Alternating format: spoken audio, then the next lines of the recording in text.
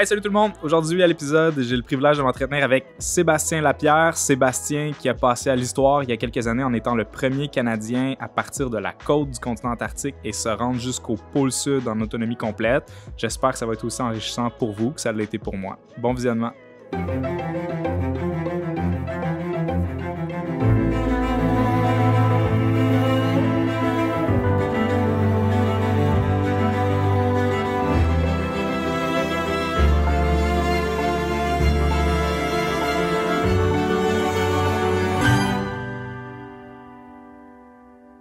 Hey, je suis vraiment content de te rencontrer, Seb. Ouais, moi aussi. Vraiment, super... On voit nos noms passer, mais on s'était jamais vus. Hein? Non, c'est ça, exact. Même jamais parlé. J'aimerais ça que tu m'amènes dans ton univers avant la décision de partir en Antarctique solo. Donc, ça me trottait dans la tête l'Antarctique depuis très longtemps. Et puis, en lisant Mike Horn, je me suis rendu compte que lui, il voulait aller en Antarctique, il est allé au Groenland.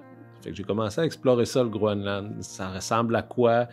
Fait qu'on s'est monté une petite expé au Groenland qui consistait à traverser la calotte glaciaire d'est en ouest, de Izartok à Kangerlussuaq.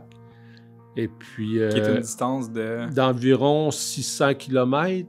Ouais, à peu près. Cette année-là...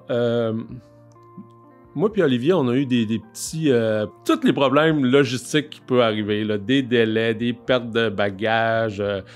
Quand tu arrives au Groenland, tu arrives sur une petite île où est l'aéroport international. Et de là, il faut que tu traverses un fjord pour te rendre au glacier. Cette année-là, le fjord commençait déjà à dégeler malgré tout. Donc, on était dans les débuts là, qu'on commençait à parler des réchauffements climatiques un peu plus sérieusement et on le vivait. Donc, si bien que le fjord était... trop dégelé pour les traîneaux à chiens, pas assez pour prendre un bateau. On a finalement réussi à trouver un local qui avait laissé une chaloupe. Lui, il disait un bateau. C'était une chaloupe. On va dire les vraies affaires. Là. Un peu plus au nord. Puis avec ce bateau-là, on pouvait se faufiler un peu dans le fjord pour traverser. C'est ce qu'on a fait. Mais là, on n'est plus du tout à notre point de départ. Là. On est beaucoup plus au nord, dans une route qui n'a jamais été faite pour se rendre sur le glacier. Mais dans notre... optimisme utopique, on était sûr qu'on rattraperait le temps perdu. On n'est pas parti, on a 1 semaine et demie de retard sur l'expédition. Bon, finalement, on a réussi à monter sur le glacier. On a eu des tempêtes incroyables, les piteraques qu'ils appellent, ce qui a fait en sorte qu'on n'a jamais réussi à même pas regagner une journée du temps perdu. Donc ça a été le Groenland. Une succession d'aventures dans à peu près tout ce qui pouvait se passer. Expédition majeure 1. Avec Oli. Puis là, on repart de là avec naturellement le sentiment que tout a mal été, c'est un échec. Mais bon, ça nous a comme donné le goût de recommencer. Fait qu'on était assis dans l'avion en revenant de là-bas, puis on se disait tout de suite, c'est quoi qui serait le fun de faire la prochaine? Ouais. Fait que j'ai commencé à m'intéresser à ce fameux passage du Nord-Ouest, qui est en fait la voie navigable au nord du Canada qui zigzague un peu dans l'archipel arctique canadien. Donc, il y avait là aussi un certain intérêt pour l'aventurier polaire. Et puis, on a mis sur pied une expédition qui consistait à traverser ce fameux passage-là en kayak cette fois. Puis, c'est quoi? C'est presque 3000 km. Honnêtement, là, s'il y a des souvenirs que j'ai de mes expéditions... incroyable, c'est dans l'Arctique. Avec des paysages à 360, il n'y a pas d'arbres. Donc, surtout que tu montes sur une petite butte, tu as une vue incroyable sur tous les horizons. Il y a des journées qui étaient exceptionnelles. Tu veux t'organiser une sortie en kayak dans les conditions parfaites, puis tu n'aurais pas ça. Là. On était sur une baie, on traversait une baie. C'est une mer d'huile, tu es dans l'océan Arctique, une mer d'huile, pas un son. Au milieu de la baie, on décide de s'arrêter pour prendre une petite bouchée. Puis là, un moment donné, on entend un petit souffle. Un beluga, pas un banc, un beluga, au même endroit que nous autres, qui nage vers nous autres. Un petit dos blanc qui sort de l'eau, tranquillement. Il n'y a pas un son, là. C'est calme, là. C'est comme le moment parfait.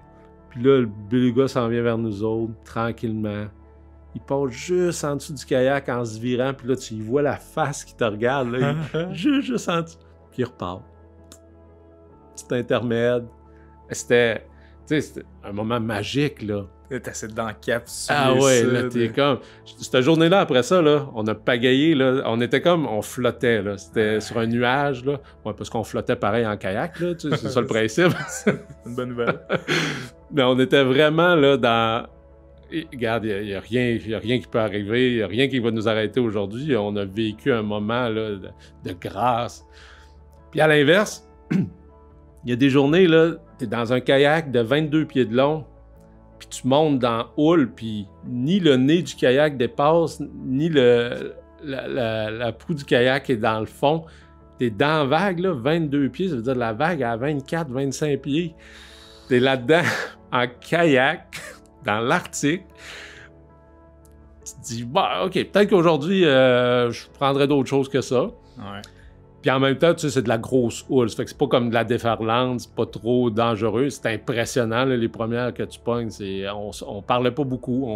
On était prêts à faire nos appuis. Puis... Mais tu sais, autant l'Arctique a été calme et magnifique, autant des fois c'était impressionnant puis épeurant, là. Wow. Fait que c'est ça les deux expéditions qui nous m'ont amené à l'Antarctique. Là, on fast forward un petit peu, c'est fascinant d'écouter comment tu passes de là à être sur la ligne de départ en Antarctique solo quelques années plus tard. Je partais de l'océan, donc au niveau de la mer, dans une petite baie qui s'appelle Hercules Inlet. Théoriquement, tu dois partir de la limite entre l'océan et le continent et te rendre jusqu'au pôle sud, ce qui, dans mon cas, représentait une distance là, d'environ 1200 km. Okay. Ce 1200 km-là se fait en montant, parce que tu débutes au niveau de la mer et le pôle sud se trouve à peu près 3000 mètres d'altitude. Donc, c'est une ascension de 3000 mètres qui se fait sur 1200 km. J'avais 50 jours d'autonomie, j'espérais le faire en 45. Donc, j'avais à peu près un 10% là, de marge de sécurité. Et puis, ben, l'Antarctique, comme le Groenland, étant un gros glacier, c'est des vents katabatiques qu'on appelle, donc qui viennent du sommet du glacier vers le bas. Puisqu'il fait plus chaud en bas, ça crée une zone de basse pression et ça tire l'air froid vers le bas. Donc, sur mon périple, j'avais toujours un joli vent de face Yeah. qui tentait de me repousser. Donc, c'était à peu près ça le plan de match, l'itinéraire là, de l'Antarctique. Et là, ça débute. Comment se passent les premières journées? Les premières journées sont un peu euphoriques parce que j'étais dans un mode, là, là, c'est le laisser aller, j'ai tout préparé, j'ai tout ce qu'il me faut dans mon traîneau, l'avion te largue à ton point de départ, ciao bye, t'es tout seul, puis là, t'as cette immensité blanche devant toi. Au départ, tu as encore quelques montagnes sur la côte de l'Antarctique, donc ça fait un paysage spectaculaire là, avec le blanc immaculé de la neige et à peu près les 78 dégradés de bleu du ciel. Puis là, tu as ces montagnes grises là, dans lesquelles tu dois te faufiler pour atteindre vraiment le glacier. Fait que les premières journées, là, tout est beau, tout va bien. Dans ma tête à moi, là, c'est le bonheur total. Là. J'ai l'impression qu'il y a une suite à ça, là. Ouais, mais là, après ça... Les premières journées, tout est beau. C'est ça. Après ça, ben, l'expédition te ramène à la réalité que, oui, tu as une quantité limitée de nourriture, puis il faut que tu avances. Fait que les premières journées qui arrivent avec des fameux white-out, un white-out, là, pour les gens qui ne savent pas de quoi je parle, c'est quand les conditions climatiques font en sorte que tout devient blanc. Ben, ça fait que là, tu n'as même plus de ligne d'horizon. Là. Blanc. Tu es dans un nuage. Tu vois même pas le sol parce que l'Antarctique, c'est pas plat. Là. Il y a des sastrugies, donc comme des lames de neige sur le sol. Fait que tu les vois pas. Fait que ton cerveau n'est pas capable de faire travailler tes stabilisateurs, tes muscles en fonction de ça monte, ça descend, il y a un dévers à gauche, à droite. Fait que tu as de l'air d'un gars saoul qui se promène. À la limite, t'as de la misère à savoir si ça monte ou ça descend. Ah oui, tu sais pas en tout. Ouais. Fait que chaque pas que tu fais est en déséquilibre. C'est extrêmement difficile. C'est rough sur le body, c'est rough sur le moral parce que tu vois pas ta progression. Puis d'habitude, tu progresses pas au rythme que tu progresses quand tu vois bien. C'est clair. Fait que tu dépenses à peu près 2 fois l'énergie d'une journée ordinaire pour la moitié de la progression d'une journée ordinaire. Donc, c'est extrêmement difficile sur le moral. J'avais un genre de harnais sur lequel ma boussole était posée, puis je regardais que ma boussole pour rester en ligne droite. Parce que là, le monde qui l'ont jamais vécu, là, oui, on finit par tourner en rond. C'est automatique, tu gardes pas le cap là-dedans. Fait que c'est ça. Fait que là, la réalité te rattrape. La progression est moins là. Là, quand ces journées-là s'enchaînent, là, tu commences à trouver que ça va pas assez vite à ton goût. C'est là que tu veux un peu plus performer puis avancer. Puis ça a été quoi l'impact sur toi de savoir qu'il y a d'autres expéditions qui ont peut-être des plans différents, puis tu sais, de savoir que je suis tout seul, mais je suis pas tout seul en même temps sur le continent? En fait, là, c'est le gros aspect de comparaison. Moi, mon plan de match, c'était vraiment de garder ma vitesse de croisière, puis quand j'allais arriver vers la fin, sur le plateau, où là, ça arrête de monter, c'est plus droit, là, je pourrais ouvrir la machine, puis... Okay. Mais là, il y a eux autres, ces Britanniques-là, qui font partie des forces spéciales britanniques, des gars en shape, sont 7, ils avancent plus. Là, moi, mon plan de match que je me suis fait, là, qui est de dire une fois sur le plateau, ça va bien aller, c'est plus vrai. Mais ouais, non, c'est ça. Là, la stratégie qui est basée sur le fait d'aller plus vite rendu sur le plateau ne marche plus. C'est dur, c'est dur sur le plateau, j'ai la preuve, ça va pas pour eux. Là, je suis en shape. Fait que c'est là qu'il faut que j'ouvre la machine. Fait que là, les jours d'après, là, ça a comme été le gros combat dans ma tête. Mais voyons donc, c'est donc ben con ce que t'as pensé. Tu peux ouvrir la machine là, pourquoi tu le fais pas? Pourquoi tu n'avances pas là? Tu sais, pourquoi tu remets ça à plus tard? Tu ne sais pas ce qu'il va y avoir. Tu sais, là, tout est chamboulé. Là, je suis parti là, sur une dérape négative. Le mental drop.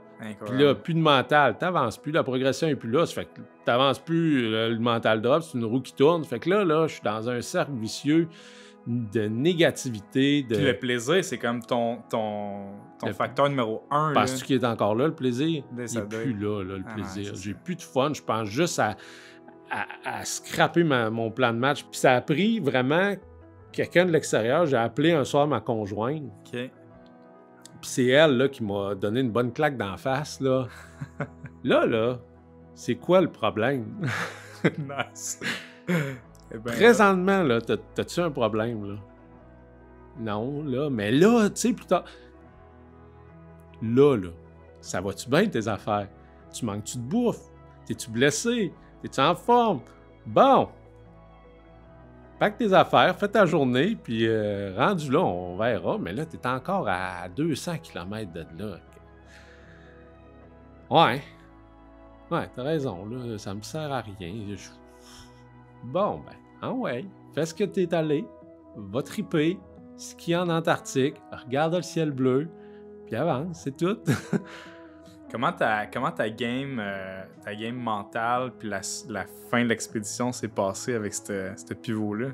Je suis retombé vraiment dans m'amuser, avoir du fun. Puis je me souviens d'une journée que ça a été ça. Ça a comme été... Regarde, aujourd'hui, je la joue comme ce que je faisais quand j'avais 10 ans. Là. Nice. Tu sais, je joue dehors. Là, je suis ici, là, puis je joue dehors en Antarctique. Puis là, je te dis, ça glissait, là, ça roulait, il n'y avait plus de problème. C'était du gros fun, là, tu sais. Je m'arrêtais, je mangeais, je prenais des photos, je disais des niaiseries à ma caméra, à ma GoPro, puis j'avais du fun, là. C'était le fun. C'était ça, là, le petit gars qui veut aller en Antarctique, il est là. Qu'est-ce que t'en fais de ce temps-là en Antarctique à cette heure? Tu sais, le moment que t'attends depuis toujours, là. C'est ça, j'y suis, là. T'en fais quoi? Fait que j'ai décidé de vraiment me remettre à m'amuser. Puis ça a été ça jusqu'à la fin. Après, j'étais comme... OK, là, j'ai repris mes objectifs, là. Je suis ici pour avoir du fun. Bon, oui, c'est sûr, il faut que tu avances. Mais quand tu as du fun, c'est pas mal plus facile d'avancer que quand t'en as pas. C'est clair. Ça fait que des fois, je m'arrêtais juste pour aller jouer dans les grosses astrugis. Tu sais, je perdais du temps. Ben après ça, on dirait que ça repartait plus vite. Tu sais, le moral était meilleur. Puis j'ai fini par faire des 30 km, tu sais. Puis ton arrivée au pôle Sud, décris-moi ton arrivée au pôle Sud, parce que c'est quand même le moment pour lequel tu as travaillé. Ouais. Là, mais l'arrivée au pôle Sud est est anecdotique. Je fais ma première heure, je prends ma pause. C'est un peu ça le principe. Là, je roule 1 heure, 1 heure et demie, j'arrête pour manger, boire, puis je repars. Puis là, un petit peu avant d'arrêter pour ma 2e heure, je vois au loin, puis là, je suis pas sûr si j'hallucine ou si c'est vraiment ça, mais je vois une genre de tache noire là, qui se dessine.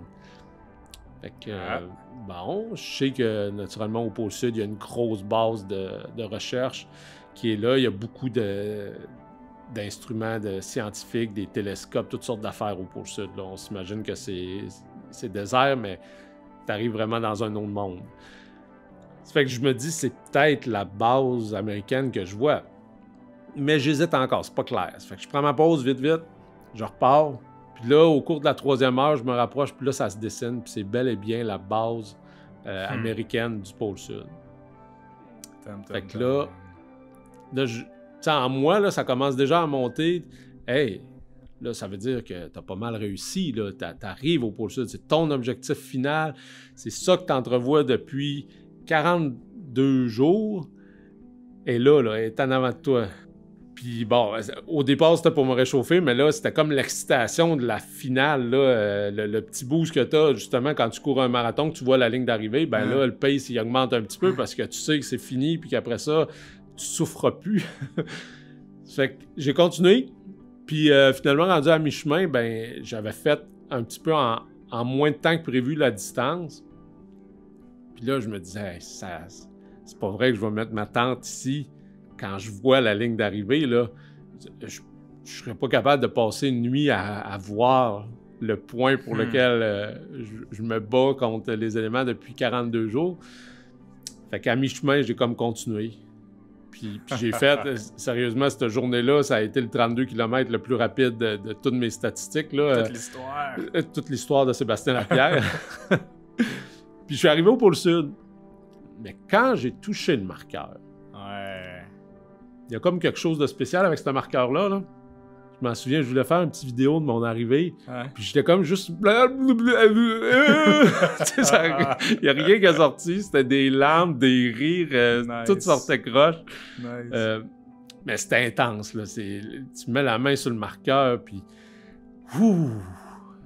tout a bien été. Mais ça serait quoi, tu dirais, sur cette portion-là de ta vie, cette expédition-là, l'apprentissage le plus important pour toi à transférer sur un prochain projet d'aventure ou même dans ta vie de tous les jours? En fait, j'ai appris beaucoup justement de ce rapport à l'autre qui est très présent, de performance, de comparaison. Puis on dirait que c'est plus... Inconsciemment, je l'avais parce que j'en parlais, je disais que j'allais là pour le plaisir, blablabla, mais là, je me rends compte que même si tu fais ça, c'est comme en moi, là, Fait que c'est vraiment d'apprendre à vivre avec puis de le gérer plus que de complètement le refouler parce qu'on s'entend que c'est quand même bon d'avoir du désir de performer par moment, là. Puis il est là aussi dans mon métier comme pompier. Il y a des fois que faut que tu performes là, quand le feu est pogné puis qu'il faut que tu sortes du monde. Ça fait que c'est bon de l'avoir, mais il faut le gérer. Puis je me suis rendu compte en étant solo que toutes les autres fois qu'on était à deux, ben, il était comme un peu tassé parce que c'était comme l'équipe qui prenait les décisions. C'était l'équipe qui avançait, c'était l'équipe qui performait, c'était l'équipe qui allait mal. C'était pas moi. Là, il n'y avait que moi. Là. Si ça allait bien, c'était moi, mais si ça allait mal, c'était moi aussi. Je ne pouvais pas mettre ça sur la faute de personne d'autre. Fait que je me suis rendu compte de plus de choses par rapport à ma personne que... Puis particulièrement ça, la performance, le fait de se comparer aux autres pour aller chercher une certaine... se remonter un peu des fois où je comparais et je disais, voyons, comment ça que je suis pas bon de même? Ben, c'est pas que t'es pas bon, t'es pas à la même place au même moment que l'autre. Fait que ça, je le ramène, puis c'est un des apprentissages que j'ai tiré et que j'essaye de partager beaucoup à mes enfants. Super. Ouais. Ben, merci encore une fois. Pour ceux qui ont envie d'en savoir plus, allez suivre Sébastien Lapierre sur ses plateformes. Puis pour moi, c'est samuelstigui.com sur Instagram. Je suis pas super actif non plus, mais toujours possible de me contacter de cette façon-là. Merci d'avoir été là. À très bientôt pour un prochain épisode de 168 heures.